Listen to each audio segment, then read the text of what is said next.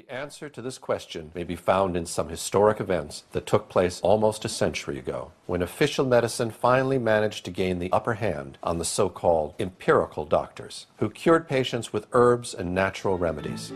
In the 1800s, society sanctioned both approaches to healing. Patients had a choice of using either doctors, called allopaths, or natural healers, called empirics or homeopaths. The two groups waged a bitter philosophical debate. The allopathic doctors called their approach heroic medicine. They believed the physician must aggressively drive disease from the body. They based their practice on what they considered scientific theory. The allopaths used three main techniques. They bled the body to drain out the bad humors. They gave huge doses of toxic minerals like mercury and lead to displace the original disease. They also used surgery, but it was a brutal procedure before anesthesia and infection control. Few patients were willing to have surgery. Most patients feared allopathic methods altogether. Satirists of the day remarked that with allopathic treatment, the patient died of the cure. Competing with the doctors were the empiric healers. Contrary to the doctors, they believed in stimulating the body's own defenses to heal itself. Instead of poisonous minerals, they used vegetable products and non-toxic substances in small quantities. They especially favored herbs learned from Native American and old European traditions.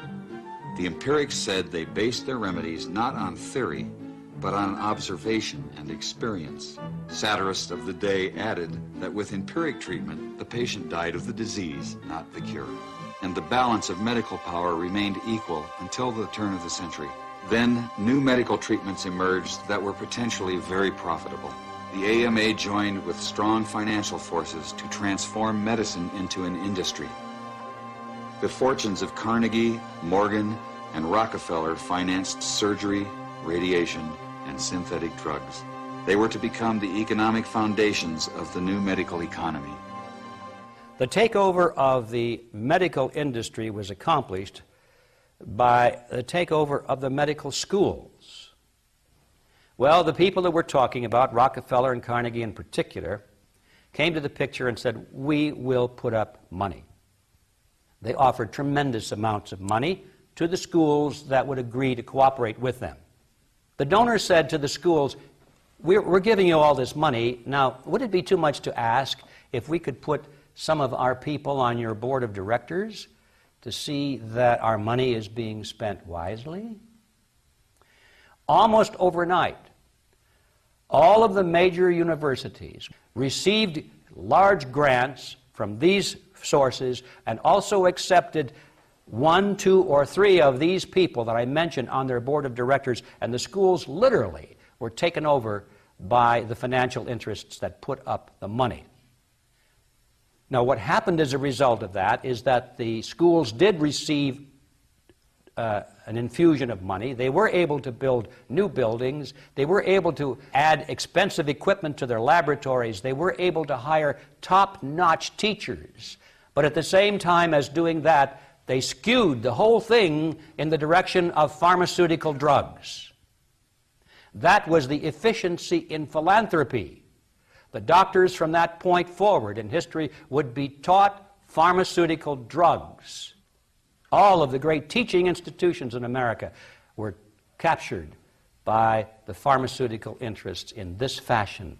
And it's amazing how little money it really took to do it. Surgery became viable with anesthesia and infection control, and doctors advocated expensive, radical operations. These in turn produced the need for a large, lucrative hospital system. Radium fever swept medicine. The price of radium rose 1,000% almost overnight. Another costly technological industry entered the hospital system. A drug industry grew out of the booming patent medicine business. The doctors changed educational standards and licensing regulations to exclude the empirics. Soon, only AMA-approved doctors could legally practice medicine. In a brief 20 years, the AMA came to dominate medical practice. Organized medicine launched a media campaign to associate the empirics with quacks. The code word for competition was quackery. So now the average doctor goes through school. He gets a great education. He has to be really smart to get through it.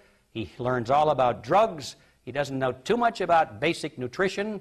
I found that the average wife of these physicians knows more about nutrition than he does, but they sure know their drugs. And if you go to your typical doctor today, I don't care what it is, chances are you're going to walk out of there with a prescription.